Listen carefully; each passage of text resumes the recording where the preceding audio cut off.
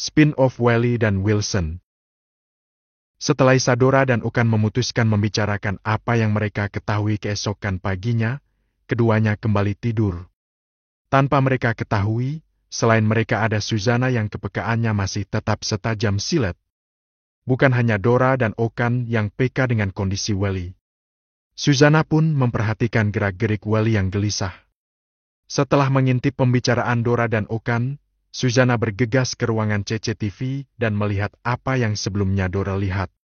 Namun keesokan paginya hal tak terduga terjadi. Okan dan Sophie menerima kabar jika anak mereka yang sedang bersama orang tua Sophie jatuh dari pohon hingga harus dilarikan ke rumah sakit. Sebelah kakinya wajib konsultasi dengan dokter spesialis ortopedi. Sementara Dora direpotkan dengan si kembar yang kompak demam dan enggan digendong orang lain kecuali dirinya. Dora sibuk menyusui si kembar bergantian dan sedikit panik karena demam kedua anaknya begitu tinggi.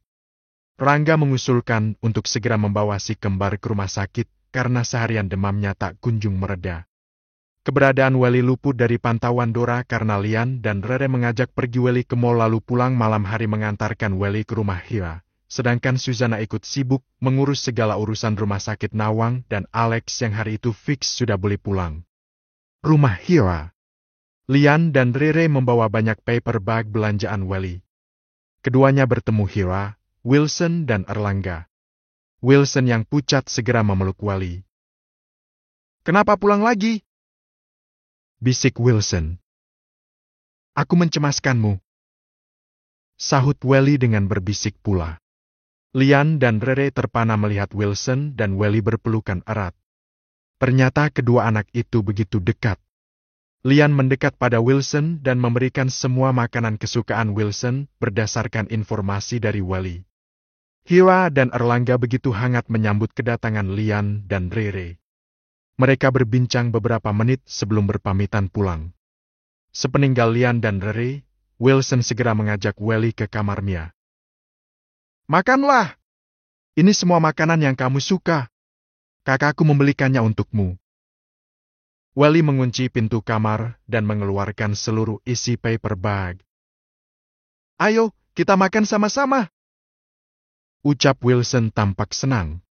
Kedua anak itu begitu lahap menyantap makanan yang dibelikan Lian dan Rere. Namun di tengah-tengah Wilson dan Welly menyantap makanan, pintu kamar diketuk seseorang. Wajah kedua anak itu memucat memandangi makanan yang sedang mereka nikmati.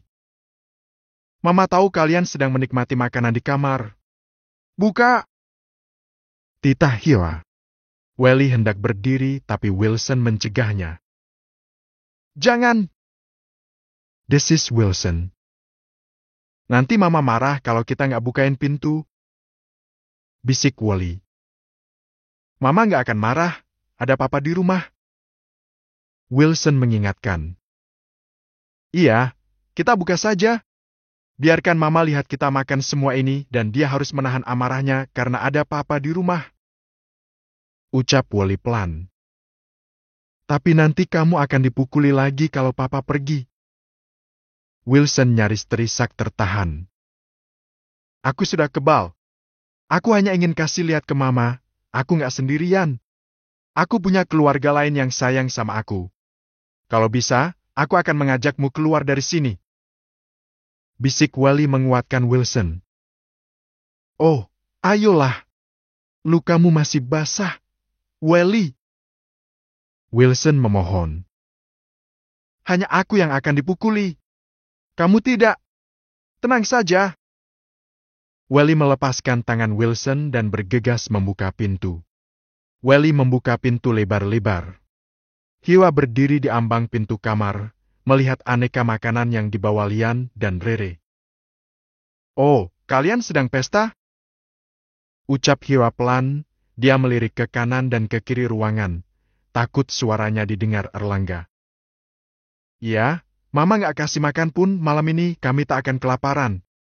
Bahkan makanan ini cukup untuk 2 hari ke depan," sahut Welly. Kamu memang selalu berani melawanku jika ada Papa di rumah, ya?" geram Hira tertahan. Welly diam, begitu juga dengan Wilson. Baiklah, nikmati makanannya karena semua itu dibeli bukan memakai uang papa kalian. Hiwa berbalik meninggalkan ambang pintu kamar menahan kesal pada dua anak lelaki yang harus dia urus karena permintaan Erlangga. Welly segera menutup pintu kamar dan menguncinya. Sudah aman, setidaknya 2 hari ke depan, aku tak akan dipukuli karena papa ada di rumah. Mama tak akan bisa berbuat apa-apa pada kita, tenanglah. Welly berbicara pelan.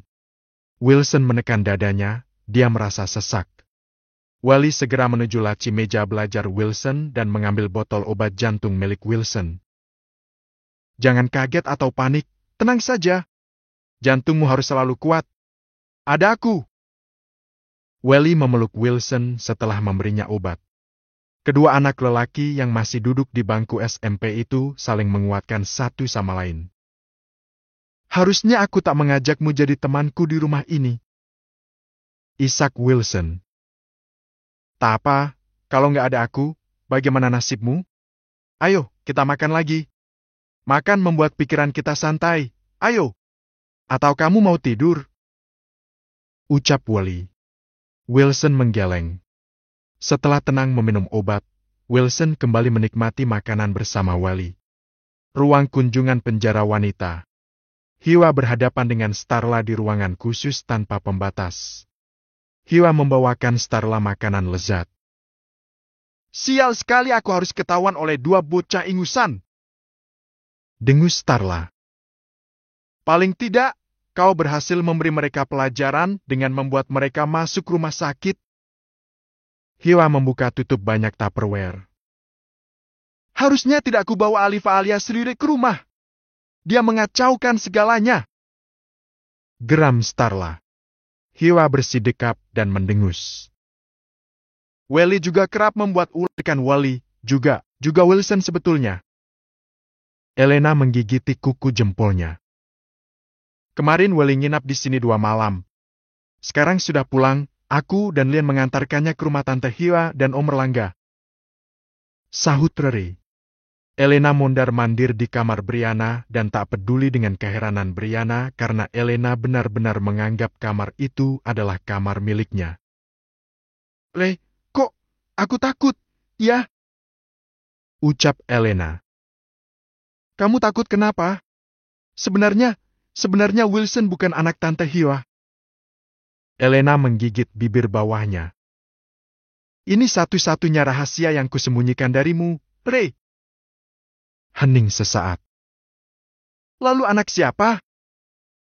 Tanya Rere terdengar terkejut. Panjang ceritanya, tapi yang jelas aku mencemaskan Welly dan Wilson saat ini. Ucap Elena. Kenapa dengan mereka? Apa sebetulnya Tante Hiwa tidak menyayangi Wilson? Oh, ini kabar mengejutkan apa lagi? Jadi bagaimana nasib Wilson? Dia anak adopsi atau bagaimana? Rere terdengar khawatir. Wilson anak Om Erlangga dari wanita lain. Tante Hiwa yang mengurusnya. Hah? Kok bisa? Setulus itu Tante Hiwa? Ucap Rere lugu. Tapi Re, masalahnya Tante Hiwa itu duplikatnya Mama. Kalau Mama seperti itu, Tante Hiwa pasti juga sama. Aku baru menyadarinya. Elena semakin gelisah.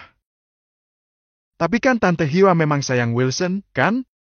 Kita sering ke rumah Tante Hiwa dan mereka baik-baik saja. Begini, Ray. Mamaku baik, bukan?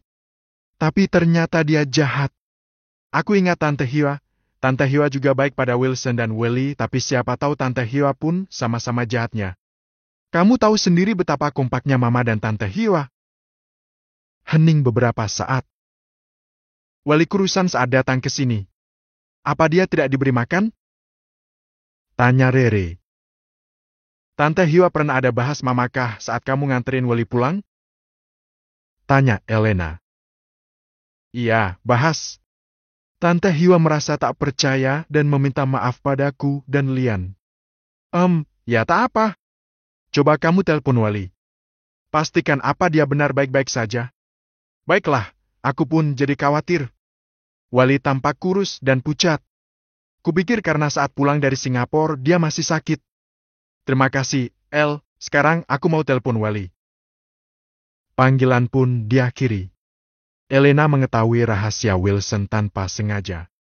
Dulu, saat dirinya masih kecil, dia sedang bermain boneka di ruangan kerja rumah Erlangga. Tapi tiba-tiba masuk Erlangga dan Hiwa ke ruangan dengan seorang bayi di pelukan Erlangga. Masih jelas dalam ingatan Elena saat Erlangga meminta Hiwa menjadi ibu dan mengurus Wilson, anaknya dari wanita lain. Kalau tidak, Erlangga akan menceraikan Hiwa. Elena pun mendengar pembicaraan Hiwa dan Starla yang berdiskusi untuk tetap mengurus Wilson, agar Hiwa terhindar dari hidup miskin dan susah seperti dulu. Spin-off segera laksanakan. Fauzi sedang melihat berita selebritis tanah air di ponselnya. Dia fokus melihat istri Lian, Rengganis. Dung, Pak Kali. Benar, dia Rere. Rengganis. Suaranya aku masih ingat betul. Lelaki itu membatin senang dan segera melangkah pergi. Hei, Pak Tua, tunggu. Mau kemana? Bagaimana dengan ponselku? Gara-gara bapak ponselku rusak. Fauzi mencegat langkah lelaki itu. Berapa harga ponselmu? Fauzi tentu saja tidak tahu berapa harga asli ponselnya. Dia membeli bekas dari seorang penadah. Aku beli 300.000. Tapi belum tentu ada barang seperti ini lagi. Arg, padahal dengan ponsel ini aku bisa saja jadi driver ojek online. Fauzi kembali menggerutu. Apa bisa dicicil? Tanya lelaki itu. Fauzi memicing. Kau serius mau menggantinya? Lelaki itu mengangguk. Namaku Bansal. Aku tinggal di perumahan kumuh dekat perempatan Jalan Gaharu. Ada gang kecil, lalu berjalanlah sampai ujung hingga menemukan sungai. Tanya saja namaku di sana, kau akan dibawa oleh mereka ke rumahku. Aku? Ke sana? Yang mau nyicil siapa, Pak? Harusnya Bapak yang kesini temui saya. Fauzi menggaruk-garuk kepalanya yang tidak gatal. Di mana rumahmu? Aku tak punya rumah. Aku tidur di emperan toko, atau paling bagus di pos jaga polisi. Sahut Fauzi asal. Terus di mana aku bisa menemuimu? Tanya Bansal. Namaku Fauzi, Bapak ke warung ini saja kalau mau ketemu saya. Atau titipkan uang cicilan Bapak ke pemilik warung, namanya Wahyu. Baiklah, aku akan mencicilnya sampai lunas. Aku pergi. Bansal membawa gerobak penuh dengan rongsokan. Fauzi tidak mencegahnya. Ada sorot kesungguhan yang tergambar di wajah Bansal saat mengatakan hendak mengganti ponselnya. Ji, kau percaya? Tanya Dudung. Fauzi hanya mengedikkan bahu. Tampaknya dia serius. Sahut Fauzi duduk di sebelah Dudung, melahap pisang goreng dan kembali melihat acara di televisi. Apa benar bapak tua itu kenal dengan istri si bos? Mustahil enggak, sih, Dung? Entah, mungkin hanya mirip dengan seseorang yang dia kenal. Jawab Dudung asal. Fauzi menggeloso di atas meja dekat piring berisi pisang goreng meratapi ponselnya yang hancur. Sore hari Lian datang ke tempat itu, minus Alex karena Alex masih dalam masa pemulihan. Alex tidak pulang ke apartemen melainkan dirawat di rumah keluarga Dharma Wangsa. Lian ditemani Jauhari dan Hilman, membawa banyak makanan untuk teman-temannya dari kalangan bawah. Semuanya tampak biasa. Teman-teman Lian tidak terlalu ramai menyambut kedatangan Lian dengan harapan tidak menarik perhatian orang banyak. Lian juga tak ingin tercium wartawan serta mendapat liputan main ke tempat kumuh. Dia hanya ingin bebas dan menjadi dirinya sendiri bersama teman-temannya. Fauzi yang sedang risau memikirkan ponselnya hanya diam saja dengan posisi tertelungkup di atas dipan besar yang ada di warung Wahyu. Dia kenapa?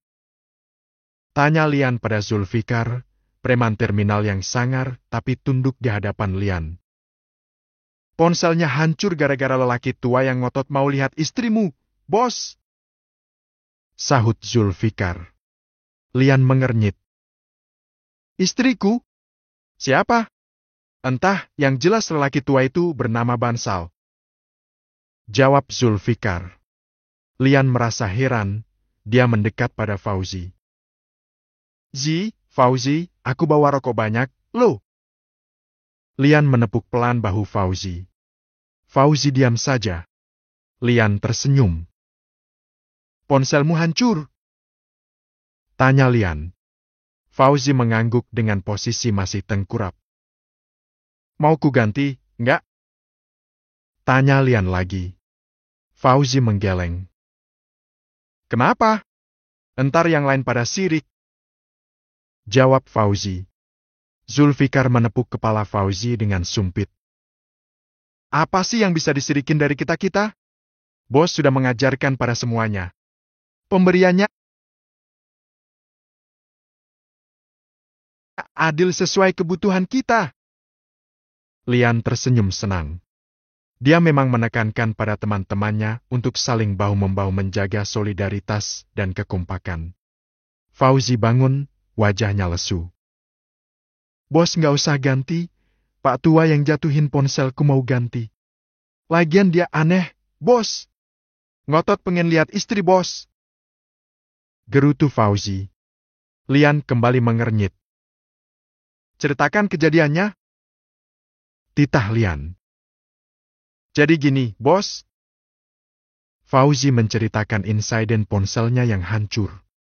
Setelah mendengar cerita Fauzi, Lian terpekur. Rere pernah punya orang tua kardus yang mengurusinya bersama Welly dan juga neneknya.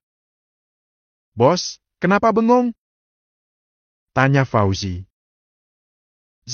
Tadi kau bilang Pak Tua bernama Bansal itu tinggal di mana? Bagaimana ciri-cirinya? Tanya Lian penasaran. Fauzi kembali menyebutkan alamat Bansal beserta ciri-cirinya. Seketika Lian mendadak ingin pulang. Loh, bos! Fauzi bengong.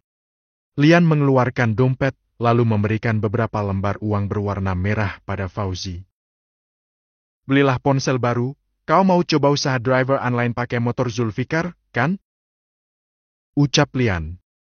Fauzi gemetar, selalu saja gemetar melihat kebaikan Lian.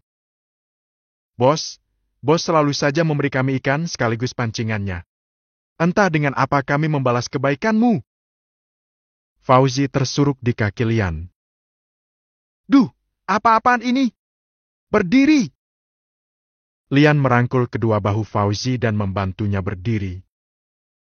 Itu uang tak seberapa. Beli smartphone yang 1 juta pun kamu sudah bisa install aplikasi driver online. Sudah, ya. Aku harus segera pulang. Ada hal penting yang harus kubicarakan dengan istriku. Lian pamit pada kawan-kawannya setelah jauh hari dan Hilman memberikan beberapa boks makanan untuk teman-teman Lian. Rumah kumuh pinggiran kali. Bansal menyuapi Sanipa, istrinya yang sedang sakit. Bu, ada kabar mengenai Rere. Wajah Sanipa yang kuyu seketika terkejut dan bersinar. Kau menemukan Rere dan Welly, Pak? Bansal menggeleng. Lalu? Bapak hanya melihat seseorang yang mirip dengan Rere. Sahut Bansal.